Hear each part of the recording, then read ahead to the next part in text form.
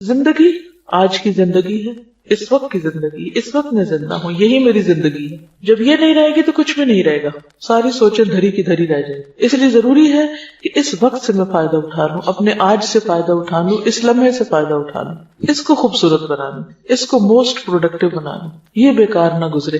اس کے لیے ہمیں یہ دیکھنا ہے کہ کس وقت میں کرنے کا کیا کام ہے. سب سے پہلے ہمیں اگر اپنا ٹائم ٹیبل بنانا ہے ڈیلی، مثلا ایک دن کی پلاننگ کرنی ہے، تو سب سے فرسٹ اینڈ فارموسٹ ہمیں یہ دیکھنا ہوگا کہ فرائض کیا ہیں ہمارے، ان کو فل کر لیں. مثلا نمازیں سب سے پہلا فرض ہے. اب اس کے لیے ہمیں کتنے بجے اٹھنا ہے؟ یہ تو نہیں 7 بجے اٹھنا، 7 بجے تو نماز چلی جائے گا، آپ نے اپنا فرض مس کر دیا تو آپ کا تو ٹائم پروڈکٹیو نہیں، آپ کے تو دن کا آغاز ہی غلط ہوا. آپ نے تو اللہ کی نافرمانی سے دن کا آغاز کیا، اللہ کی رحمت کہاں سے آئے گی؟ آپ نے اللہ کو ناراض کر کے دن کا آغاز کیا. تو بہت ضروری ہے کہ ہم جب ٹائم ٹیبل بنائیں تو پہلے اپنے مارک کر لیں، مارننگ، ظہر، عصر، مغرب، عشاء. اب باقی کام ان کے آس پاس کر لیں. بندوں میں ہماری ذمہ داری کون کون ہے؟ ہمارے بچے ہیں یا ہمارے اسٹوڈنٹس ہیں یا ہمسائے ہیں یا کون ہیں، جو بھی کوئی ہے ان کے طرف سے ہمارے اوپر کیا ذمہ داری. اس میں بچے ہیں تو ان کو کھلانا، پلانا، سلانا، جگانا، اسکول بھیجنا، پڑھانا، یہ ساری چیزیں کیونکہ وہ آپ ہی کی ذمہ داری. کلکم راعٍ وکلکم مسئول عن رعیتہ، ہر شخص نگران ہے، ہر شخص ذمہ دار ہے، ہر ایک سے اس کی رعایا کے بارے میں پوچھا جائے گا. ان کو میں نے کیا کیا کہاں کہاں ٹائم دینا. اگر ماں باپ آپ کی ذمہ داری ہے تو ان کے بارے میں سوچ لیجیے. پھر اس طرح شوہر ہے، شوہر کے لیے بیوی ہے، اس بیوی بچوں کے لیے کمانا، کھلانا، پلانا، یہ ساری چیزیں، یہ سارے ملا جلا کے ہمارے روزمرہ کے ٹاسک کی ایک لمبی لسٹ بن جاتی ہے. یہ سارے ٹاسک لکھے ہوئے ہونے چاہیے اور اپنے آپ کو چیک کرتے رہنا چاہیے. کیا میری عبادات پوری ہیں؟ کیا میرے فرائض پورے ہیں؟ ذمہ داریاں جو بندوں کی پوری ہیں؟ پھر اگر ہم ایک ٹیچر ہیں تو اس اعتبار سے ہمارے اوپر کیا ذمہ داریاں آئی ہیں، اس کے لیے ہمیں اپنے آپ کو پریپیئر کرنا چاہیے. اگر ہم کوئی کام کرتے ہیں، کوئی اور جاب کرتے ہیں، کچھ بھی کرتے ہیں، اس کے بارے میں ہمیں پتہ ہونا چاہیے کہ ہم نے کیا کرنا ہے. تو کیا کرنا ہے، کیوں کرنا ہے، کب کرنا ہے، کیسے کرنا ہے، کتنا کرنا ہے، یہ معلوم ہونا بے حد ضروری ہے. تو کیا کہ تو آپ لسٹ بنا لیں ٹاسک سارے، کیا کرنا ہے، کیوں کرنا ہے، کوئی بھی کام کیوں کر رہے ہیں آپ، اور پھر کتنا کرنا ہے مجھے. کیونکہ کام تو اتنے ہوتے ہیں بعض اوقات کہ آپ اگر ساری رات بھی لگ رہے ہیں، سارا دن بھی تو ختم نہیں ہو سکتے، مگر ان کو سٹاپ لگانا ہے نا، آگے نماز کا وقت آ رہا ہے، ان کو سٹاپ لگانا ہے کہ آگے کوئی اور چیز آ رہی، تو اس کو پھر آپ اسی کے مطابق ہی ڈیوائڈ کرتے ہیں. تو سارے کیا کرنا ہے، کیوں کرنا ہے، کتنا کرنا ہے، کب کرنا ہے، یہ پتا ہونا چاہیے. یہ نہیں کہ نماز کے وقت میں آپ کھانا پکانے لگ جائیں اور سونے کے وقت میں آپ بیٹھ کے ٹی وی دیکھتے رہیں اور جب پھر نماز کا وقت ہو تو آپ پھر سو جائیں. یہ نہیں ہو سکتا. یہ پھر آپ نے آج کا دن ضائع کر دیا اس کی تقسیم غلط کر کے اوقات. کیا کرنا ہے، کیوں کرنا ہے، کتنا کرنا ہے، کب کرنا ہے اور کیسے کرنا ہے. جس شخص کو یہ پتا ہو کہ کوئی کام میں نے کیسے کرنا ہے، وہ بہت اچھی طرح امن کے ساتھ زندگی بسر کر لے. اب یہاں سے شروع ہوتا ہے، کیسے سے شروع ہوتا ہے علم. اس کے لیے علم حاصل کرنا ضروری ہے. مثلا نماز پڑھنی تو کیسے پڑھنی ہے، کیا کیا کرنا ہے مجھے اس میں، تو کیسے کے لیے جاننا ضروری ہوتا ہے، یعنی علم حاصل کرنا ضروری ہوتا ہے. حتیٰ کہ اللہ سبحانہ وتعالیٰ فرماتے ہیں قرآن مجید میں فَاعْلَمْ أَنَّهُ لَا إِلَهَ إِلَّا هُوَ، جان لو، علم حاصل کرو کہ اس کے سوا کوئی معبود نہیں. اس کو بھی جاننا ضروری ہے، اس کا بھی علم حاصل کرنا چاہیے کہ واہ کیوں، وہی کیوں معبود ہے، کوئی اور کیوں نہیں ہو سکتا. کیا اس کا کوئی پارٹنر ہے، شریک ہے، یا صرف وہی ہے. یہ بھی ہمارے جاننے کی بات ہے. پھر اس کے بعد جب آپ یہ سارا کچھ کر لیں گے اور اپنے اپنے وقت پر صحیح نیت کے ساتھ اپنی ذمہ داریوں کو نبھائیں گے تو آپ کی یہ زندگی انتہائی پرسکون ہو جائے گی جب آپ کو اپنے کام کرنے کے طریقے آ گئے. ابراہیم علیہ السلام نے جب اللہ کا گھر بنایا تھا، کس کے لیے بنایا تھا؟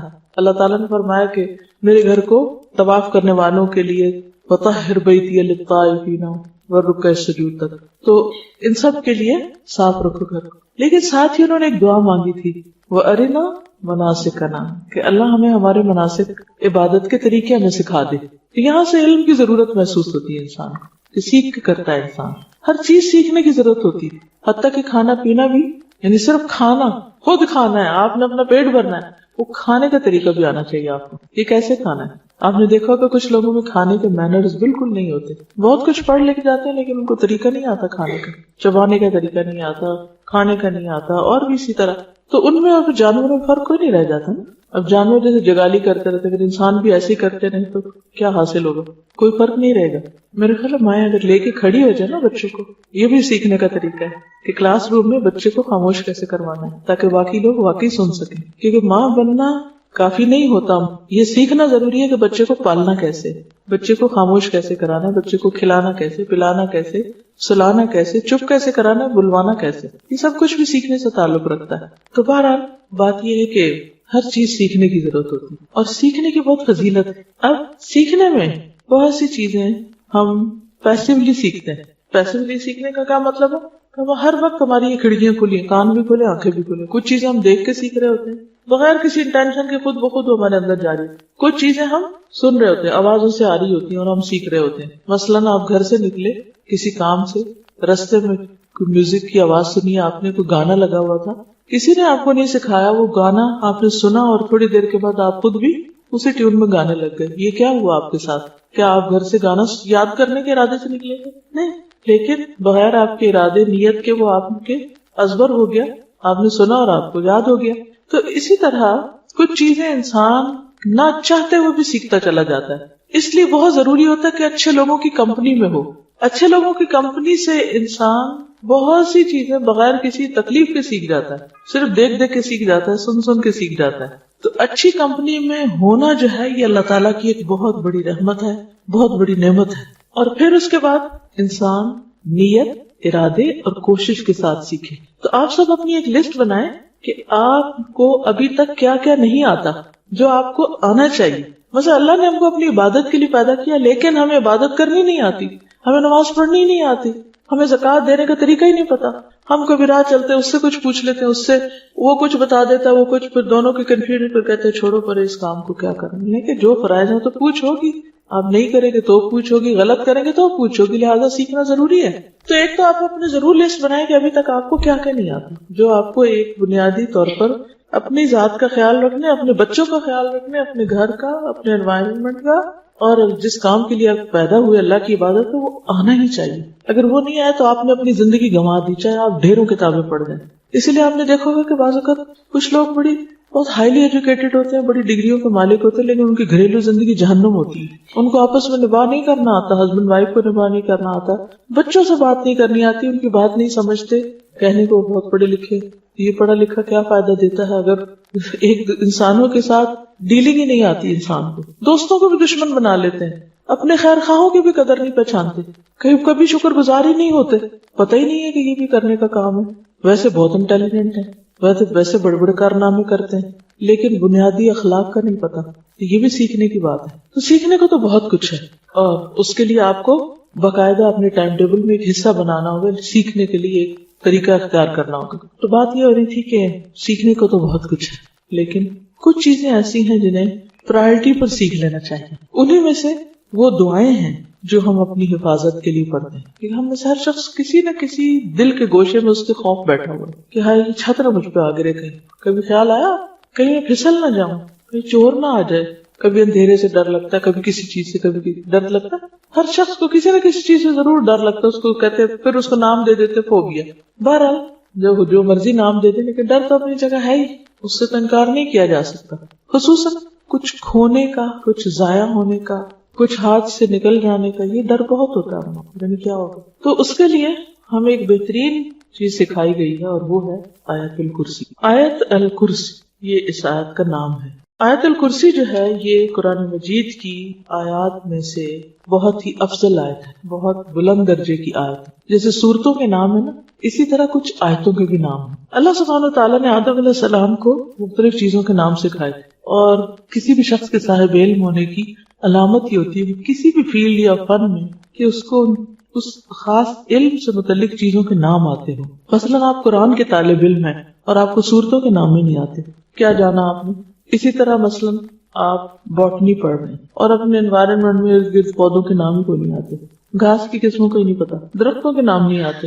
اب ہر شخص کے لیے ہر علم کی ہر چیز سیکھنا تو فرض نہیں ہے، لیکن کم از کم جو علم آپ پڑھ رہے ہیں اس کے متعلقہ چیزوں کے نام آنا ضروری ہے. کئی لوگ ایسے ہوتے ہیں کہ وہ لوگوں کے بیچ میں سالوں رہ رہے ہوتے ہیں، ان کو آس پاس لوگوں کے نام ہی نہیں آتے.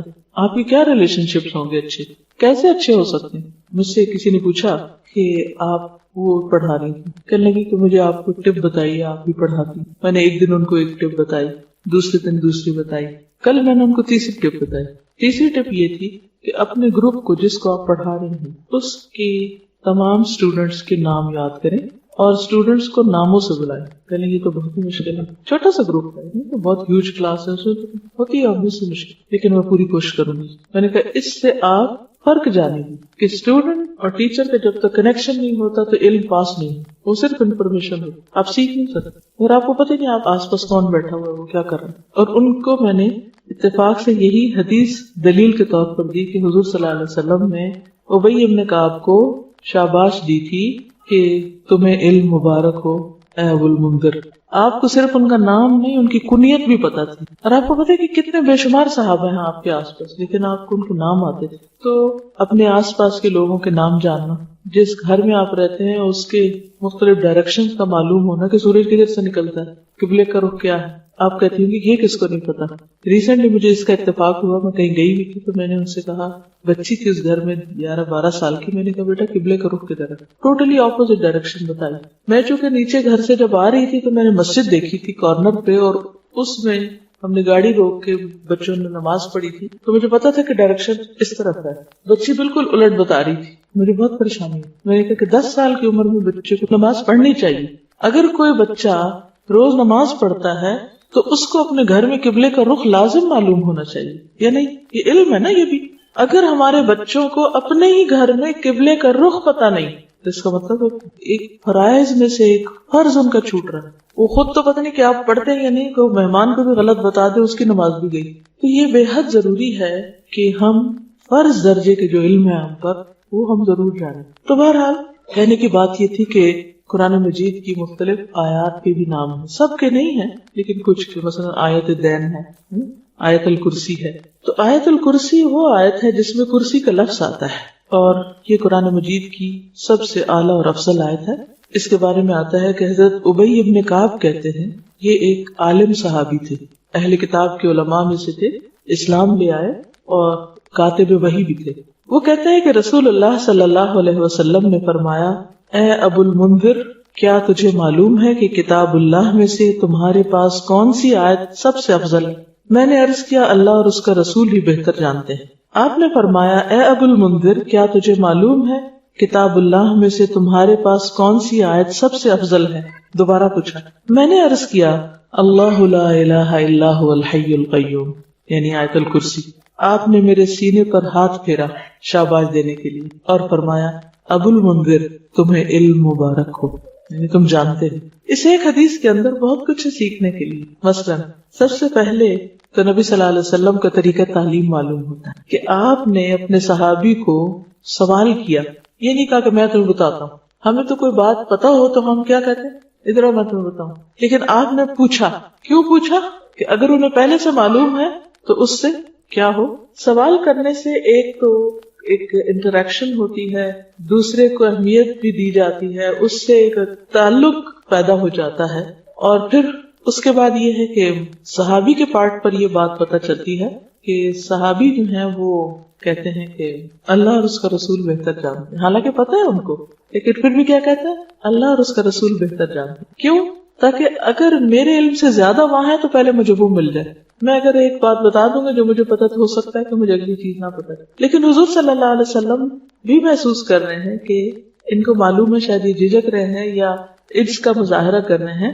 آپ دوبارہ پوچھتے ہیں اور اسی ٹون میں پوچھتے ہیں, اے ابو المنذر, کیا تمہیں معلوم ہے کہ کتاب اللہ میں سے سب سے افضل آیت کون سی ہے؟ تو پھر اس پر وہ جواب دیتے ہیں, میں نے عرض کیا, اللہ لا الہ الا هو الحی القیوم. پھر آپ سینے پہ ہاتھ پھیرتے ہیں, اس طرح تھپکی دیتے ہیں. اس کا مطلب ہے کہ وہ قریب بیٹھے ہوئے ہیں, ریچ میں ہیں آپ کی. ہو سکتا ہے دور بھی ہو تو بلا کے شاباش دی. تو طالب علم کو تھپکی دینا یا اس پہ ہاتھ پھیرنا یا شاباش دینا اس کی ہمت بناتا ہے, اس کو انکریج کرتا ہے, اس کو اور زیادہ علم کا شوق دلاتا ہے. اور پھر آپ فرماتے ہیں کہ تمہیں علم مبارک, شاباش. آپ خوش ہو جاتے ہیں اور دعا دیتے ہیں. اچھا, ہم عام طور پر کسی کو کوئی بات پتا ہو یا کسی کو معلوم ہو تو اس پر اس کی تعریف نہیں کرتے یا اس کی ہمت نہیں بندھاتے, جبکہ استاد کا فرض بنتا ہے کہ اچھا جواب آنے پر, درست جواب آنے پر ضرور کچھ نہ کچھ دعا دے, مثلا بارک اللہ فیکم, شاباش, کوئی بھی اچھا ورڈ, گڈ اسٹروک دے. تو اس حدیث سے پتہ چلتا ہے کہ آیت الکرسی جو ہے یہ سب سے اعلیٰ اور افضل آیت ہے. پھر اسی طرح ایک اور حدیث ہے, حضرت ابن اسقا کہتے ہیں رسول اللہ صلی اللہ علیہ وسلم صفہ میں تشریف لائے. صفہ کیا تھا؟ وہ چبوترا جس پر صحابہ بیٹھ کر پڑھا کرتے تھے, وہیں رہتے تھے, وہیں پڑھتے تھے. تو ایک آدمی نے آپ سے سوال کیا, یا رسول اللہ سب سے زیادہ عظمت والی آیت کون سی ہے؟ آپ نے فرمایا اللہ لا الہ الا هو الحی القیوم, یعنی پوری آیت الکرسی. تو اس سے بھی بات مزید واضح ہو جاتی ہے, اس کو تقویت ملتی ہے کہ یہی آیت سب سے افضل ہے. اب اس آیت کو ایک طرف تو سب سے افضل کہا گیا اور دوسری طرف اس آیت کو حفاظت کا ذریعہ بتایا گیا.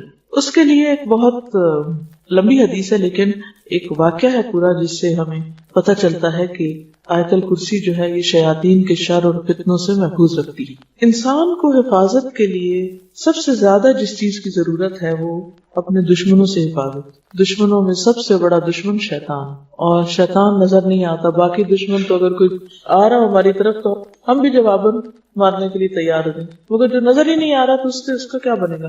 جو نظر نہیں آ رہا اس سے کیسے بچیں گے؟ ہم بچ سکتے, ہم اس کا مقابلہ کر سکتے, پکڑ سکتے ہیں, کیا ماریں گے اس کو؟ مجھے یاد ہے وہ چھوٹی سی تھی تو میرے والدین جب کہتے تھے کہ وہ شیطان آ گیا تو ہم کہتے تھے کدھر ہے, میں ڈنڈا اٹھا لیتی, کدھر ہے میں اس کو ماروں گی. لیکن ڈنڈے سے تو نہیں مار سکتے شیطان کو آپ. ہاں آیت الکرسی پڑھیں تو اس پہ ڈنڈا ضرور پڑے گا, لیکن اگر آیت الکرسی ٹھیک ہی نہیں آتی آپ کو تو اس کو کیا اثر ہوگا؟ تو صحیح تلفظ بھی آنا چاہیے اور اس کو پڑھنا بھی چاہیے اور اس کا معنی بھی جاننا چاہیے اور اس کی فضیلت بھی معلوم ہونی چاہیے. اور یہ وہ علم ہے جس پر آپ صلی اللہ علیہ وسلم نے شاباش دی تھی. تو اگر آپ کو بھی یہ پتہ چل جائے گا تو وہ شاباش صرف ان کے لیے نہیں پر آپ سب کے لیے بھی. بہرحال حدیث ہے, حضرت ابو ہریرہ سے روایت ہے, مجھے رسول اللہ صلی اللہ علیہ وسلم نے صدقہ فطر کی حفاظت کے لیے محافظ مقرر کیا, گارڈ بنایا.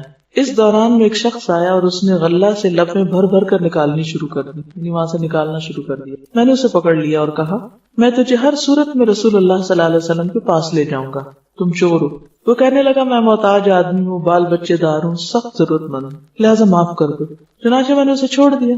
صبح ہوئی تو رسول اللہ صلی اللہ علیہ وسلم نے دریافت فرمایا ابو ہریرہ گزشتہ رات تمہارے قیدی کا کیا بنا؟ کیونکہ آپ کو وحی کے ذریعے خبر ہو چکی تھی. میں نے عرض کیا یا رسول اللہ صلی اللہ علیہ وسلم اس نے اپنی شدید حاجت کا اظہار کیا, بال بچوں کا شکوہ کیا, میں نے اس پر رحم کیا, اسے چھوڑ دیا. آپ نے فرمایا خبردار رہنا, اس نے جھوٹ بولا, وہ پھر آئے گا.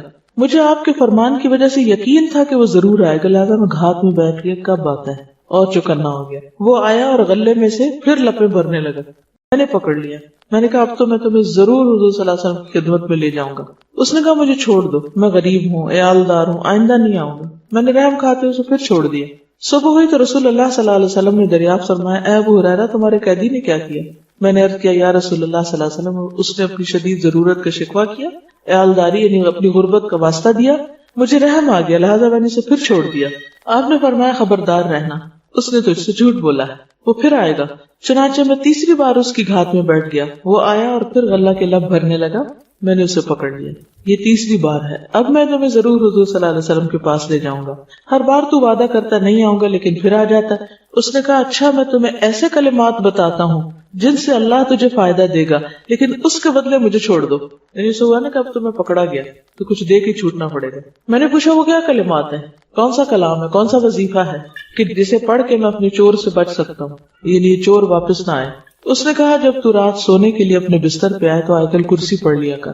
ایک فرشتہ ساری رات تیری حفاظت کرے گا, ساری رات فرشتہ تیری حفاظت کرے گا, صبح تک شیطان تیرے پاس نہیں آئے گا. یہ سن کر میں نے اسے پھر چھوڑ دیا. صبح ہوئی تو رسول اللہ صلی اللہ علیہ وسلم نے دریافت کیا ابو ہریرہ کل رات تیرے قیدی نے کیا کیا؟ میں نے عرض کیا یا رسول اللہ اس نے کہا میں تجھے ایسے کلمات سکھاتا ہوں جن سے اللہ تجھے نفع پہنچائے گا.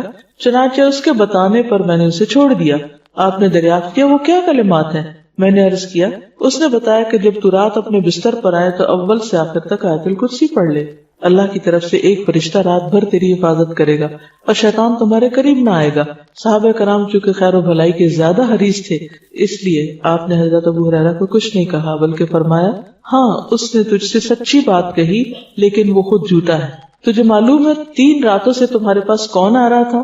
حضرت ابو ہریرہ نے عرض کیا نہیں. آپ نے فرمایا وہ شیطان تھا. یہ صحیح بخاری کی روایت ہے. تو اس حدیث سے کیا پتہ چلتا ہے؟ ساری رات تمہاری حفاظت کرے گا ایک فرشتہ, اللہ بھیج دے گا, شیطان تمہارے پاس نہیں آئے گا, پھر وہ ڈرائے گا نہیں, پھر صبح کی نماز میں اٹھنے میں آسانی ہو جائے گی. بہت سارے فائدے ہیں اس کے. اور اگر ہم فوت ہو گئے رات کو، کیونکہ رات کو فوت بھی ہو سکتا ہے انسان، کئی لوگوں کو آپ نے سنا ہوگا کہ وہ رات سوئے تو اٹھے نہیں، تو کم از کم فرشتے ہمارے آس پاس میں، شیطان تو نہ ہوں.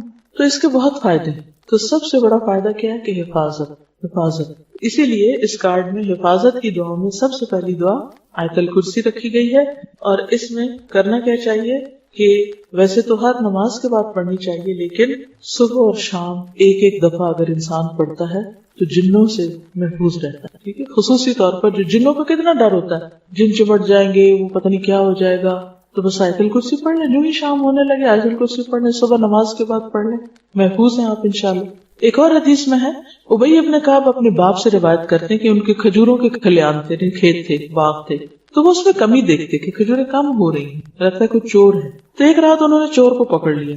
وہ ایک جانور سے مشابہ ایک نوآور لڑکا تھا لڑکا لیکن جانور جیسی شکل. انہوں نے اس کو سلام کیا تو اس نے جواب دیا. انہوں نے کہا تم کون ہو، جن یا انسان؟ اس نے کہا میں جن ہوں. انہوں نے کہا اپنا ہاتھ میری طرف بڑھاؤ، تو اس نے ہاتھ بڑھایا. اس کا ہاتھ کتے کے ہاتھ کی طرح تھا، اس کے بال کتے کے بال کی طرح تھا. انہوں نے پوچھا کیا اس طرح جنوں کی تخلیق ہوتی ہے، ان کی شکل اس قسم کی ہے؟ اس نے کہا میں یہ جانتا ہوں کہ جنوں میں مجھ سے زیادہ شدید اور کوئی نہیں، سخت جن ہوں. انہوں نے کہا تم میرے پاس کیوں آئے ہو؟ اس نے کہا مجھے خبر ملی ہے کہ تم صدقہ کرنا بہت پسند کرتے ہو، تو میں تمہارے کھانے میں سے اپنا حصہ لینے آیا، یعنی تمہارے کھیت میں سے اپنے لیے کچھ نکالنے آیا. انہوں نے کہا کیا چیز تم سے بچا سکتی؟ اس نے کہا وہ آیت جو سورۃ البقرہ میں ہے، اللہ لا الہ الا هو الحی القیوم، جو کوئی اسے رات کو پڑھے گا وہ صبح تک مجھ سے پناہ میں رہے گا، اور جو صبح پڑھے گا وہ رات تک مجھ سے پناہ میں رہے گا. پھر جب صبح کو انہوں نے اس بات کا ذکر نبی صلی اللہ علیہ وسلم سے کیا تو آپ نے فرمایا اس خبیث نے سچ کہا. یہ حدیث المعجم الکبیر طبرانی میں روایت، اس کی جلد اول صفحہ 201، حدیث نمبر 541. تو اس سے بھی کیا پتہ چلتا ہے کہ جنوں سے انسان محفوظ رہے. مطلب اوور آل جو فرشتے آپ کے ساتھ ہوں تو اور چیزوں سے بھی بچتے. آپ کو معلوم ہے کہ چوٹ لگ رہی ہو، کچھ اور شر وغیرہ جو ہوتا ہے، لیکن خصوصی طور پر دیکھیے جو چیزیں تو ہمیں نظر آتی ہیں نا ان کو تو ہم پھر بھی روک لیتے ہیں. آگ ہے تو بند کر دیں گے، کوئی زہریلی چیز ہے تو اوپر رکھ دیں گے. مطلب مادی چیزوں کو انسان ان سے بچ کے رہتا ہے. کوئی چیز دیکھتا ہے کہ شیشہ پڑا ہے، کچھ کیل پڑا ہے تو بچ کے گزر جاتا ہے. شیطان آپ کے اوپر حاوی ہو رہا ہے، جن کو آپ کو تنگ کرنے لگا تو آپ کو تو پتہ بھی نہیں کہ کیا ہو رہا ہے. وہ تو قرآن مجید میں آتا ہے انہ یراکم هو وقبیلہ من حیث لا ترونہم. ٹھیک ہے نا، وہ اور اس کا قبیلہ تمہیں وہاں سے دیکھتے ہیں جہاں سے تم انہیں نہیں دیکھ سکتے. تو جس دشمن کو دیکھ نہیں سکتے اس سے کیسے بچنا ہے؟ یہ آیت حفاظت کے لیے. پھر اسی طرح ہر فرض نماز کے بعد آیت الکرسی پڑھنے سے انسان جنت میں داخل ہو، کیونکہ یہ افضل آیت ہے، اس میں اللہ سبحانہ وتعالیٰ کا تعارف ہے. تو اس کے لیے میں چاہوں گی کہ آپ لوگ 2-3 کام کریں. ایک تو یہ کارڈ جو آپ کے پاس ہے، اگر اس کو اپنے گھر میں کہیں بھی رکھ دیں، نظر آئے گا خوبصورت، تو جلدی سے اٹھ کے پڑھنے کا یاد بھی رہے گا. دوسرا یہ کہ ہم نے یہ کیا تھا کہ ایک پوسٹر پہ آیت الکرسی اس طرح چھپا لی تھی. یہ پوسٹر آپ کہیں اپنے گھر میں ایسی جگہ لگا لیں کہ جہاں آپ مس نہ کریں صبح شام اس کو پڑھیں.